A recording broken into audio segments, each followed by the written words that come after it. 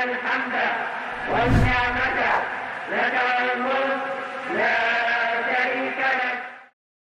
Haji adalah satu istilah berasal daripada bahasa Arab yang literalnya merujuk kepada perjalanan menuju ke sesebuah tempat yang dianggap sebagai suci untuk melakukan ritual keagamaan.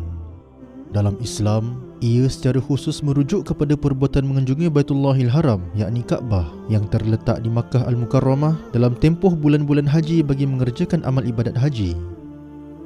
Daripada sudut sejarah, amalan menunaikan haji ini dinyatakan Al-Quran bermula apabila Allah Subhanahu Wa Taala memerintahkan Nabi Ibrahim alaihissalam untuk menyeru manusia datang menunaikan haji di Kaabah setelah selesainya kerja-kerja peninggian binaannya.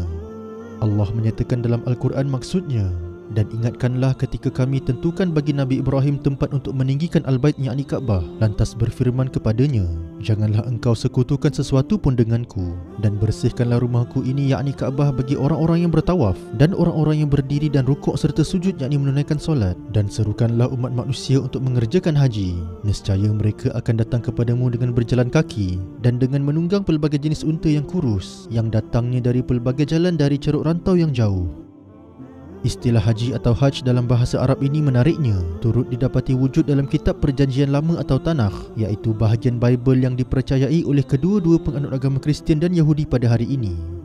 Kemunculan kalimah yang disebutkan sebagai haq dengan pelbagai wazan dalam bahasa Ibrani ini tidak dapat dinafikan adalah kata seasal bagi kalimah hajj dalam bahasa Arab kerana terdiri daripada jalinan huruf-huruf semetik yang sama, iaitu khaid yang bersamaan dengan ha dalam bahasa Arab dan gimel yang bersamaan dengan huruf jim dalam bahasa Arab. Kalimah ini dan variasinya muncul dengan pemaknaan yang relevan dengan maksud haji dalam bahasa Arab pada beberapa tempat, seumpama dalam ayat ke-16 dari bab ke-16 buku Ulangan. 3 kali setiap tahun, kesemua orang laki-laki kamu perlu hadir di hadapan Yahweh, Tuhan kamu di tempat yang akan dipilihkan kelak, yakni pada ketika Hak Ha-Madzot iaitu Paskah, pada ketika Hak Ha-Shavuot iaitu Shavuot, dan pada ketika Hak Ha-Sukkot iaitu Sukkot, dan mereka tidak boleh hadir di hadapan Yahweh dengan tangan kosong. Diterjemahkan ke dalam bahasa Inggeris menjadi feast atau festival yang bermaksud perayaan. Istilah Ibrani haq yang terdapat dalam ayat ini walau bagaimanapun turut boleh diterjemahkan kepada pilgrimage yang membawa maksud haji secara literal. Hal ini kerana pertama, ketiga-tiga perayaan ini pada asalnya telah diraikan oleh Bani Israel dengan cara mengunjungi Baitul Maqdis secara beramai-ramai bagi memberikan korban persembahan ataupun hadiah kepada Yahweh. Kedua, bahkan sehingga ke hari ini sendiri, ketiga-tiga perayaan atau haq ini telah dirujuk secara bersama dalam bahasa Inggeris dengan nama panggilan The Three Pilgrimage Festivals atau 3 perayaan ziarah. Selain buku Ulangan, terbitan daripada kalimah Ibrani haq ini turut muncul dalam buku Keluaran, iaitu dalam kisah Nabi Musa dan Harun sedang berhadapan dengan Fir'aun.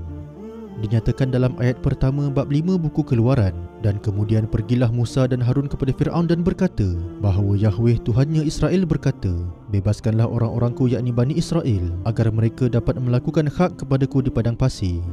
Frasa agar mereka dapat melakukan hak kepadaku atau ve'huguli dalam bahasa Ibrani ini boleh secara linguistiknya diterjemahkan sebagai agar mereka dapat melakukan haji kepadaku. Dalam pada itu, menariknya bahasa Ibrani juga turut mempunyai kalimah kata kerja huk yang merujuk kepada perbuatan membuat bulatan atau mengelilingi. Bagi penganut agama Islam, perkara ini pastinya sukar untuk tidak dihubungkaitkan dengan perbuatan tawaf yang merupakan ibadat umat Islam mengelilingi Kaabah yang wajib dilakukan ketika melaksanakan ibadat haji. Kesimpulannya, terdapat tanda-tanda yang agak jelas tentang wujudnya amalan ibadat haji dalam kitab Perjanjian Lama atau Tanakh. Perkara ini turut memberikan isyarat yang meyakinkan bahawa ibadat melaksanakan haji pada dasarnya telah pun wujud dan diamalkan oleh umat-umat Nabi yang terdahulu sebelum daripada kemunculan Nabi Muhammad SAW, serta ia bukanlah satu amal ibadat yang dicipta oleh masyarakat Arab Jahiliyah. Firman Allah dalam Al-Quran, Inna awwala baitin wudi'a lin-nasi lalladhi bi Bakkata mubarakan wa hudan lil alamin fihi ayatum bayyinatum maqamu Ibrahim وَمَنْ دَخَلَهُ كَانَ آمِنًا وَلِلَّهِ عَلَى النَّاسِ حِجُّ الْبَيْتِ مَنِ اسْتَطَاعَ إِلَيْهِ سَبِيلًا وَمَنْ كَفَرَ فَإِنَّ اللَّهَ غَنِيٌّ عَنِ الْعَالَمِينَ. Sesungguhnya rumah untuk beribadah kepada Allah yang mula-mula dibina untuk manusia adalah yang terletak di Bakkah, iaitu Makkah yang berkat, dan dijadikan ia petunjuk hidayah bagi umat manusia.